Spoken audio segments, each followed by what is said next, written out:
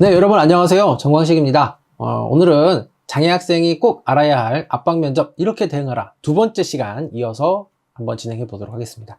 지난 시간에는 전반적인 부분에서 포괄적으로 좀 이야기를 말씀을 드렸어요. 자, 이번 시간에는 어떻게 할 거냐? 바로 여러분들이 실제 질문들을 제가 좀 보여드리면서 질문의 의도는 무엇이고 어떻게 답변을 해야 되는지 그것을 하나하나 좀 설명드리도록 하겠습니다. 자, 준비되셨나요? 네, 시작해 보도록 하겠습니다. 시작하기 전에 짜잔 퀴즈 하나 볼게요. 자, 퀴즈 드릴 테니까 한번 맞춰보시죠. 압박 면접은 나를 떨어뜨리려는 강력한 의도이다. 자, 여러분들은 어떻게 생각하시나요? 3초 드리겠습니다.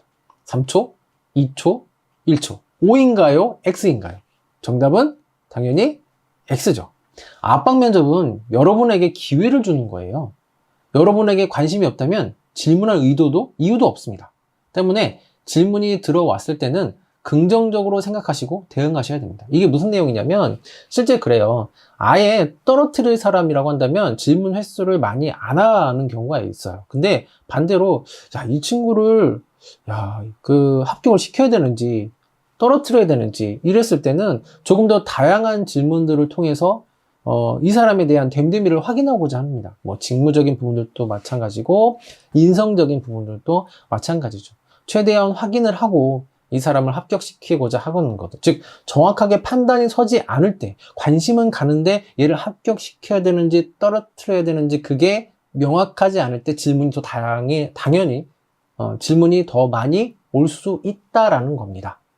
그래야 면접관 입장에서도 얘를 합격시킬 건지 떨어뜨리실 건지 그에 대한 의사결정을 할 수 있기 때문에 그래요. 자, 그래서 여러분들이 기억해 주셔야 되는 것은 질문이 많이 오네? 압박 면접으로 오네? 나한테 관심이 있구나. 그러면 나도 여기에 대해서 긍정적으로 대응해야겠다. 이런 마인드로 여러분들이 압박 면접을 임해 주신다고 한다면 떨어질 것도 합격할 수도 있다라는 거죠. 자, 그러면 그런 어떤 질문들이 있는지 한번 우선은 사례부터 좀 볼게요. 사례 보고 뒤에 내용들을 보겠습니다. 이런 경우들이 있었대요. 면접관이 내가 A사랑 어울리지 않는다며 다른 곳을 지원하라고 종용했던 그런 실제 면접 사례들도 있었고요. 체력이 좋다고 말한 여자 지원자에게는 그 자리에서 팔굽혀 펴기를 시키기도 했다고 합니다. 그 다음에 1등을 해봤냐는 질문을 해서 해봤다라고 하면 지금은 왜 이것밖에 안 되느냐라고 하는 질문이 이제 돌아왔다고 합니다. 못 해봤다고 하면 1등 한번 못 해본 패배자라는 식으로 간주하는 경우들도 있다고 하는 거죠. 되게 어떻게 보면은 이게 여러분 스스로도 가슴에 막 스크래치가 나는 그런 질문들일 수도 있어요. 자, 그런데 이러한 질문들을 받는다고 하더라도 여러분들은 첫 번째 여기에 대해서 동요되면 안 돼요. 왜? 저 사람이 정말 싫어서 나에게 이렇게 질문하는 것이 아닙니다. 막 흔들어 보고 싶은 거예요. 얘가 어떤 사람인지. 왜냐면 생각해 보세요. 우리가 처음 만났는데 그 사람이 나를 좋아할 이유도 싫어할 이유도 별로 없거든요. 거의 없죠. 그럼에도 불구하고 이런 질문하는 것은 얘가 잘 견디면 거기에 대해서 오케이 사인 보내는 거고, 여기에 딱 이런 질문들을 막 했는데 역시나네 라고 하면 이제 떨어지게 되는 케이스들이 더 많았다라는 거죠. 이전 사례예요.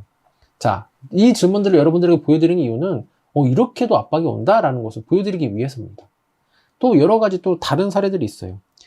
자, 자기소개서에 활달하고 유머러스하다고 썼는데 표정이 딱딱해서 전혀 그럴 것 같지 않다는 말을 들었다며, 그런데 함께 면접 본 여성 지원자에겐 아예 떨어지면 인물 때문인 줄 알라는 모독성 질문도 서슴지 않았다. 자, 그 자리에 있던 다른 지원자들의 얼굴까지도 붉히게 만들었다고 폭로했다. 이런 케이스들도 있고요. 자, 몸매도 경쟁력이다 라고 하는 질문들도 하는 케이스들도 있습니다. 자, 이렇게 조금 압박 면접이라고 하는 것은 내 신경을 건드리는 형태의 질문들이 기존에 이런 것들이 많이 있었어요. 근데 실제 이런 케이스, 즉 자기소개서에 내가 활발하다고 써 있는데 표정이 굳는 그런 경우에는 당연히 이건 압박이 들어올 수밖에 없는 거죠.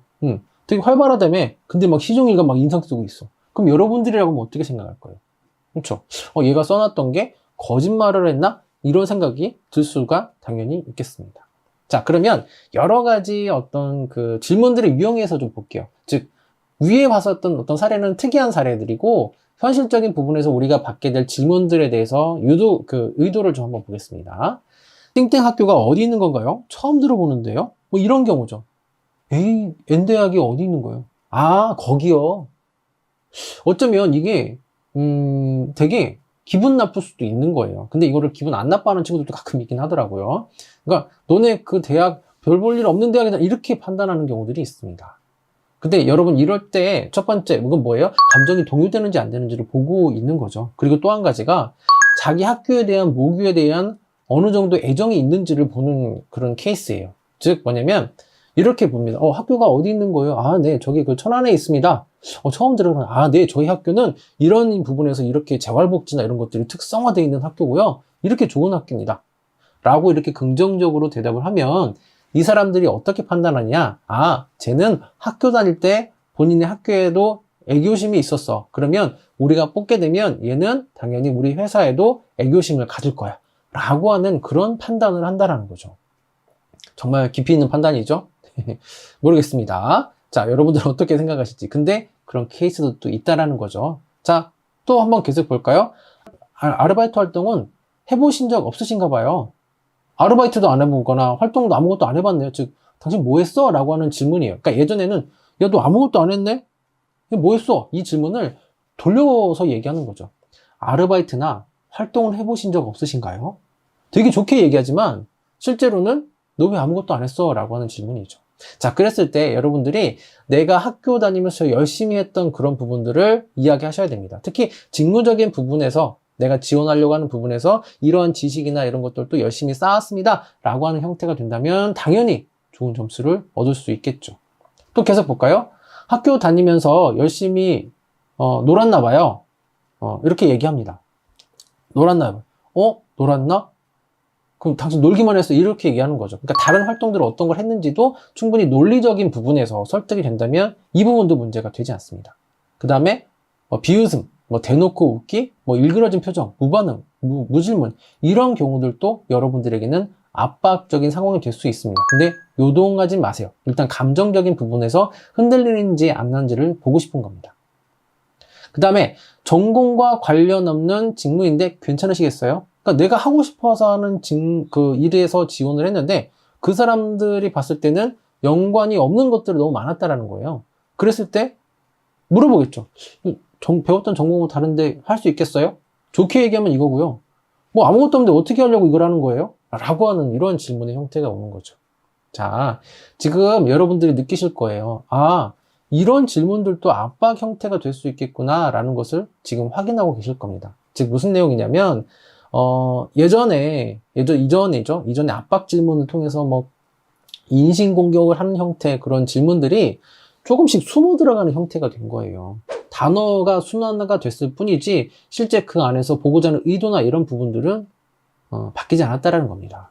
그래서 우리가 더 정신 바짝 차리고 확인해야 되는 부분이 압박 면접인 거예요. 자, 계속 보겠습니다. 자, 공백 기간에는 무엇을 하셨나요? 자, 일반적으로 요즘에 취업을 하는 데 있어서 공백기를 갖는 분들은 되게 많이 있습니다. 이 질문의 의도는 무엇일까요? 공백기가 문제였을까요? 6개월, 1년 동안 취업 준비하면서 아무것도 하지 않은 거? 여러분, 그게 문제라고 한다면 여기까지 부르지 않았습니다. 공백 기간에 무엇을 하셨나요? 라고 했을 때 그 공백기 동안 내가 했던 것을 솔직하게 인정해 주시는 게 첫 번째예요. 그리고 내가 나 스스로 심리적인 부분이나 활동적인 부분에서 열심히 했던 것들을 이야기해 주시면 문제가 없습니다. 그런데 보통 이 질문을 받게 되면 다들 어떻게 행동하냐면 네, 아무것도 안 했습니다. 죄송합니다. 아니요, 죄송한 걸 물어본 게 아니라는 겁니다. 솔직하게 내가 무엇을 했고 거기서 무엇을 얻었는지 이 부분을 이야기해 주신다고 한다면 공백 기간에는 이 질문은 전혀 문제가 되지 않는다는 거죠. 또 볼까요? 학점, 영어 점수가 매우 낮으시네요. 왜 낮으신 거예요? 이렇게 돌려서 얘기하지만 예전 같으면 어떻게 했을까요? 학점이 이게 뭔가요? 영어는 발로 보셨나요? 토익 점수가 왜 이래요? 이렇게 질문을 했던 그런 시절들도 있다라는 겁니다. 자, 그런데 학점이나 영어 점수가 낮으시네요. 이유가 뭔가요? 왜 그렇게까지 못하셨나요? 이런 형태가 온다라는 겁니다. 즉 마찬가지예요. 학점이나 영어 점수 때문에 여러분들 여기 합격을 못하는 게 아니에요. 그 문제가 되지 않아요. 그 문제가 됐으면 말씀드렸잖아요. 문제가 되면 서류에서 탈락을 시켜버립니다. 그런데 여기까지 불러와서 이렇게 질문한다는 얘기는, 야, 그러면 네가 영어 점수나 학점이 낮았다면 다른 무언가를 더 해봤을 거 아니야? 그걸 한번 이야기해봐 라고 하는 형태가 된다는 거죠. 직무와 관련하는 자격증, 관련 있는 자격증은 없나요? 야, 공부하라고 뭐 했어? 결국은 이거거든요. 실제 자격증이 없다고 하면 내 지식적인 지금 공부를 했던 부분이라든지 활동했던 부분들을 어필해 주시면 된다는 겁니다. 또 볼까요? 희망급여는 그 연봉을 맞춰드릴 수 없다면 어떻게 할 거예요? 원하는 연봉이 얼마예요? 네, 한 이 정도 됩니다. 근데 우리 그렇게 못 드리는데 어떻게 할 거예요? 즉 뭐냐면 입사에 대한 의지를 보고 싶은 거예요. 그 연봉이 안 된다고 하더라도 제가 이 안에서 들어와서 어떤 일을, 어떤 업무를 어떻게 하고 싶은지 그 이유가 논리적으로만 설명이 되면 얘도 문제가 되지는 않습니다. 자, 우리 회사 말고 어디 지원하셨나요? 만약에 우리 회사 탈락하면 어떻게 하실 거예요? 애사심을 보고 싶은 거예요. 우리 회사에 들어오고 싶어 하는 인재인지 아닌지를 확인하고 싶은 거예요. 뭐 이렇게 얘기하죠. 떨어졌네요. 뭐 어쩔 수 없죠. 뭐 다른 회사 가야죠. 이러면 더 이상 소용이 없지만 보통 답변 같은 경우 이렇게 얘기를 하죠. 제가 만약에 탈락이 된다면 우선은 그 원인에 대해서 한번 분석을 해볼 것 같습니다. 분명히 그에 대한 부족한 부분이 있을 거니까 다음 그 채용 시까지 제가 그 부분을 채워서 다시 오도록 하겠습니다. 그렇죠? 여러분들이라면 누굴 뽑으시겠습니까? 그렇죠? 압박 면접도 이렇게 답이 다 충분히 할 수 있다는 겁니다. 희망 부서가 아닌데 다른 곳에 배치되면 어떡할래요? 너 여기 마찬가지죠. 너 여기 얼마큼 들어오고 싶은지 네가 한번 설득해봐. 논리적으로 얘기해봐. 라고 하는 부분입니다. 그러면은 네, 만약에 제가 원하는 부서가 배치되지 않는다고 하더라도 실제 제가 이 회사에서 하고 싶은 것은 이런 것들이기 때문에 다음에 기회가 되면, 우선은 합격을 하고 나서 다음에 기회가 되면 다시 이 부서로 올 수 있도록 더 열심히 업무를 하겠습니다. 이런 식으로 답변을 하시면은 문제가 되지 않는다라는 거죠. 압박을 받는 거에 대해서 이거 어떻게 답변해?가 아니고요. 천천히 논리적인 부분에서 설득하는 부분이 첫 번째겠고요. 각각의 질문의 의도는 다 있다라는 겁니다. 자, 본인 스펙에 대해서 어떻게 생각하나요? 안 좋다는 얘기죠. 좋은데 이렇게 막 물어보진 않아요. 너 이렇게 공부 안 했는데 이거 우리 업무하는데 아무것도 없는데 너 이거 어떻게 생각하시나요? 라고 했을 때 내가 부족한 부분을 어떻게 채워나갈 것인지, 혹은 어떤 활동들을 해서 어떤 장점들이 있는지 그 직무적인 부분에서 설명을 해주신다고 하면 이 또한 문제가 되지 않습니다. 나이가 많네요? 어울릴 수 있겠어요? 그러니까 즉 우리 회사에 들어왔는데 너보다 어린 사람이 있으면 어떡할래? 라고 하는 부분이에요. 실은 이러한 부분은 회사에서도 많이 있습니다. 즉 나이 차이로 인해서 서로 막 싸우는 경우들이 있기 때문에 너무 나이가 많은 분들은 안 뽑으려고 하는 부분들이 이런 것 때문에 그래요. 자, 그래서 이거는 뭘 보려고 하는 걸까요? 즉 대인관계적인 측면에서 내가 이렇게 나이가 많지만 젊은 사람들하고도 이렇게 잘 지낼 수 있습니다 라고 하는 부분들을 여러분들이 이야기해 주시면 된다는 거죠. 만일 상사가 부당한 지시를 내린다면 어떻게 할래요? 라고 물어봅니다. 자, 그 부당한 지시에 대한 부분들은 다양하게 있겠죠. 여러분 그걸 보셔야 돼요. 만약에 상사가 부당한 지시라고 했을 때 업무적인 부분이라고 한다면 충분히 제가 아직 신입사원으로서 배워야 되는 부분들이 있기 때문에 열심히 따르겠습니다. 하지만 그게 금전적인 부분이나 회사에 해를 끼치는 부분이라고 한다면 이 부분은 회사의 어떤 다른 그 기관들을 통해서 혹은 상담을 통해서 이 부분을 충분히 상담을 한번 받아볼 것 같습니다. 즉 뭐예요? 케이스 바이 케이스예요. 지금 질문이 되게 애매한 질문이에요, 이게. 근데 많이 질문하죠. 상사가 부당한 지시가 어떤 부당한 지시인지는 안 나왔습니다. 자, 그렇기 때문에 가정을 통해서, 즉 회사에 폐를 끼치는지 안 끼치는지, 그건 업무적인 부분인지 아닌지를 두 가지를 답해 보신다고 한다면 이 부분도 여러분들은 무난하게 통과하실 수 있겠습니다. 당신이 임사 담당자라면 지금 누구 뽑을래? 이런 질문이 옆에 3명이서 이렇게 앉아 있는데, 그러면 이 부분에 대해서는 뭘 보고 싶은 거냐? 자, 기본적인 거죠. 얼마나 객관화해서 본인을 인정하고 주변 환경을 인지하고 있는지예요. 뭐 예를 들면은 솔직한 심정으로 제가 뽑히고 싶은 부분도 있습니다. 특히 제 왼쪽에 계신 A 지원자 같은 경우에는 이러이러한 부분들이 되게 잘 준비가 되어 있는 것 같고, B 지원자 같은 경우에는 즉 오른쪽에 계신 분 같은 경우에는 이런 부분들이 잘 준비가 되어 있는 것 같습니다. 하지만 저 또한 이런 부분을 잘 커버하기 위한 이러이러한 노력들을 했기 때문에 솔직한 심정으로 제가 조금 더 뽑히기를 저는 원하고 있습니다. 이렇게 쭉 내 상황 자체를 객관한 장단점에 대해서 인정을 하면서 무엇을 더 할 수 있는지에 대해서 이야기하신다고 한다면 실제 인턴 담당자가 누굴 뽑을 거냐라고 하는 부분은 논리적으로 설득이 될 수 있겠죠. 즉 객관하죠. 네. 그다음에 조직과 개인 중 어느 것이 더 중요하다고 생각하는가? 이 부분은 뭐냐면 실질적으로 그렇게 보시면 돼요. 조직에 대한 부분, 개인에 대한 요즘에 개인주의가 되게 많이 있기 때문에 조직에서의 적합성, 단체 생활에 대한 어떤 그 적응이나 노력 이런 것들을 보고 싶어 하는 게 바로 요 문항이다라고 보시면 되겠습니다. 자, 우리 회사와 맞지 않는 것 같은데 본인 생각은 어떠한가? 그러면 맞다라는 것을 설득을 해주시면 돼요. 저는 이러이러한 부분들이 이 회사와 잘 맞습니다. 즉 회사에 대한 분석, 회사에 대한 정보를 알고 가신다고 한다면 잘 매칭해서 이야기할 수 있겠고요. 자, 지금 이 사무실에 꼴통을 채운다면 몇 개 정도 들어갈 거냐? 이건 정답이 있는 건가요? 없는 건가요? 없는 거죠. 상황 대처 능력, 그 다음에 논리력을 보고 싶은 겁니다. 정답은 없습니다. 왜 그거인지에 대한 여러분들의 설득이 있으시면 된다는 거죠. 중요한 일과 급한 일이 동시에 주어진다면 무슨 일부터 하겠습니까? 정답 없어요. 정답 없습니다. 왜 그거인지에 대해서 여러분들이 이건 이래서 먼저 해야 됩니다라는 얘기를 해주시면 된다는 겁니다. 자, 퇴근 시간이 지났는데 상사가 계속 일을 하고 있다. 어떻게 할 거냐? 대인관계예요. 다가가서 어떻게 이야기하고 상사에게 이야기할 것인지. 퇴근하겠습니다. 나 혼자 가는 게 아니죠. 업무적인 상황에서 어떤 어려움이 있는지 같이 이야기하고 풀어가는 그런 여러분들의 노력, 대인관계 능력을 보고 싶은 거겠죠. 핸드폰에 몇 명의 전화번호가 있느냐라고 했을 때 몇 명이 중요한 건 아니고요. 너무 적으면 안 되죠. 10명밖에 없으니까. 이렇게 하면 안 되고, 이제 기존에 이제 다른 친구들, 중고등학교 친구에서 몇 명 정도 있습니다. 그런데 대인관계를 조금 더 깊이 하기 위해서 필요하지 않은 친구들 같은 경우에는, 제2 번호로, 다른데 이렇게 좀 저장을 하거나 이렇게 해놓고, 주로 이제 저랑 연락하는 친구들은 이렇게 관리하고 있습니다. 이런 답변들도 괜찮다라는 겁니다. 자, 그러면 마지막. 자, 어떻게 대응해야 되느냐? 말씀드렸듯이 긍정적으로 질문을 받아들여 주셔야 되고요. 그 질문의 의도가 무엇인지를 확인하셔야 됩니다.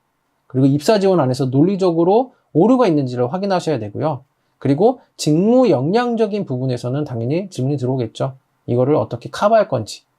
그리고 그 사람들이 막 압박 질문을 해요. 그럼 첫 번째 인정해 주시는 것이 필요합니다. 거짓말하면 안 되시고요. 논리적인 근거를 항상 마련해 두셔야 됩니다. 정답은 없습니다. 차분하게 대응하시는 거예요. 그 사람들이 압박이 막 와요. 네, 인정해 주세요. 첫 번째 인정해 주시고, 그런데 저는 이런 것들도 해봤습니다.